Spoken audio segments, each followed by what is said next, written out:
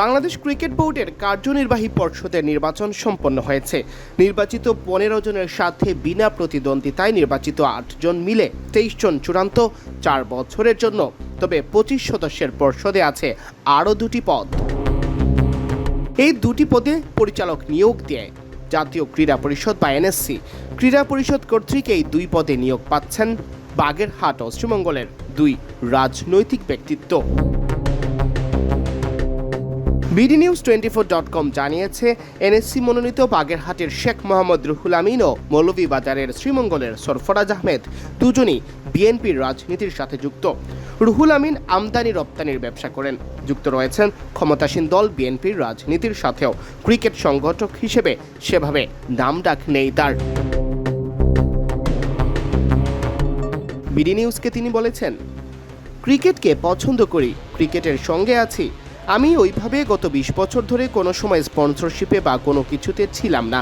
এখন একটা সুযোগ পেয়েছি, ক্রিকেটকে ভালো কিছু দেওয়ার জন্য ভালো জায়গায় নিয়ে যাওয়ার চেষ্টা করব।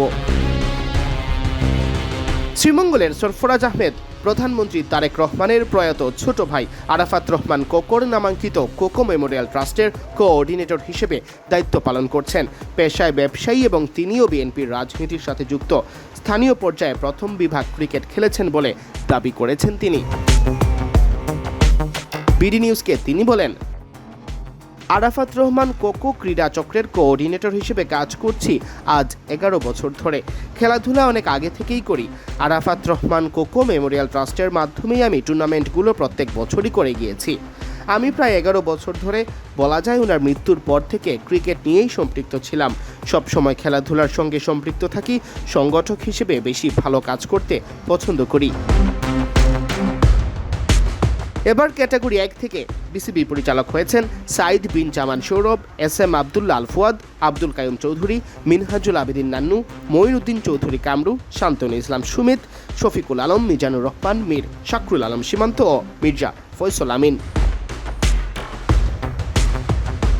ক্যাটাগরি 2 থেকে নির্বাচিত হয়েছেন তামিম ইকবাল, সাইদ ইব্রাহিম আহমেদ, ইসরাফিল খসরু, মাসুদুজ্জামান, ইয়াসির মোহাম্মদ ফয়সাল আশিক, ফাহিম সিনহা, শানিয়ান তানিম, সাকিব আহমেদ সালাম, আসিফ রব্বানী, মির্জা ইয়াসির আব্বাস, রফিকুল ইসলাম বাবু ও প্রফেসর ডাক্তার সরকার মাহবুব আহমেদ শামীম।